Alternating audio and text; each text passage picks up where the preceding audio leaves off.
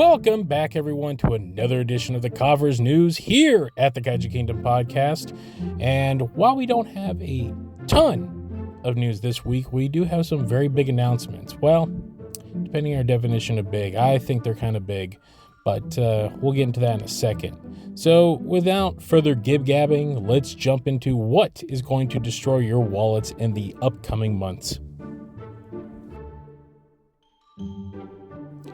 The good folks at Banpresto are at it again with a new set of enshrined figures for their UFO catcher games in Japan. First up is Mechagodzilla, celebrating the 50th anniversary of Godzilla's cyborg doppelganger nemesis. The enshrined series are these cool little super deformed figures that stand about 6 inches tall. As I said, they are meant for the UFO catcher games, which means you either have to go to Japan and win one, or buy one from someone who did win one. But that's not all. Not just for Mechagodzilla, King Ghidorah is also celebrating his 60th anniversary this year, and Banpresto is celebrating with an enshrined Ghidorah that comes with a variant rainbow color. Yes, the original color scheme that was meant for King Ghidorah. Now, Banpresto usually keeps these in the arcades for a while and then will mass produce them for regular buyers who can't make it out or win one at the arcades. So you can either wait about 6 to 8 months for one of these bad boys to come out, or, buy them through a third party, probably eBay. They are both due in arcades at the end of this year. In the last episode, we were talking about all the reveals at the San Diego Comic-Con, and this week, Bandai has finally made a couple of those reveals official with release dates and pricing. First up is the 5-inch Bandai vinyl Godzilla -1 figure. He is due in November of this year, just in time for Godzilla's 70th anniversary and the 1-year anniversary of -1. But that's not all. On the back of the box that was shown, another little nifty detail is the Odo Island Godzilla will also be part of this line. Now, these guys are slightly smaller than the standard Bandai Movie Monster Series figures. Godzilla -1 is currently up for pre-order on Big Bad Toy Store for $14.99, and I'm pretty sure you could shop around and probably find a better price if you want. But that's not all.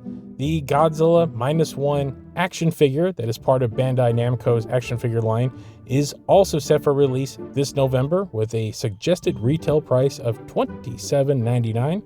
With Christmas right around the corner, these would make absolute perfect stocking stuffers for children young and old.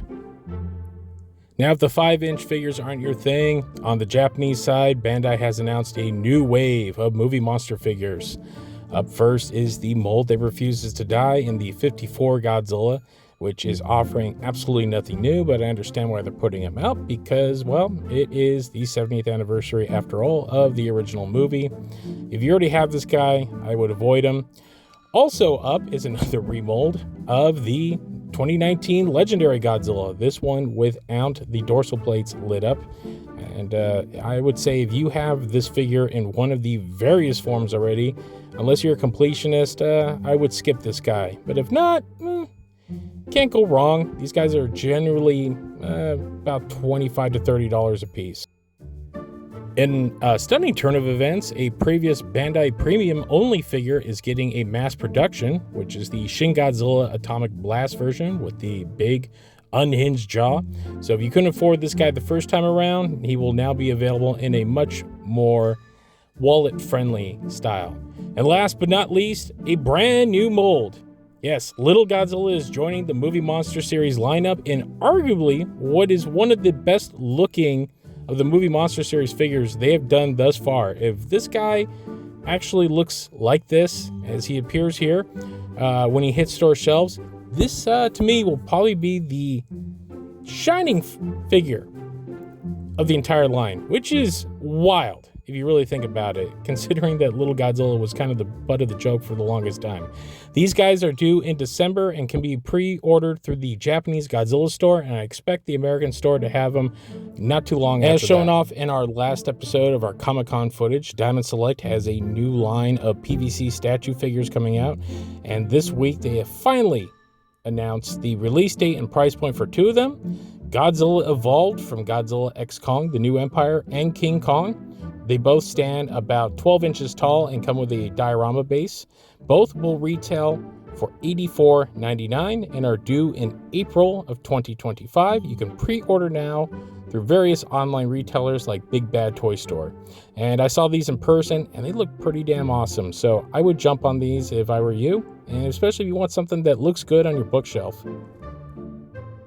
And finally, the big news of the week, coming out of left field, but something I think a lot of us who grew up in the 80s and 90s have been begging for years. Takara announced a collab with Godzilla and Transformers. That's right, these 2 legendary Japanese series will finally cross paths in a, well, depending what your idea of collab is.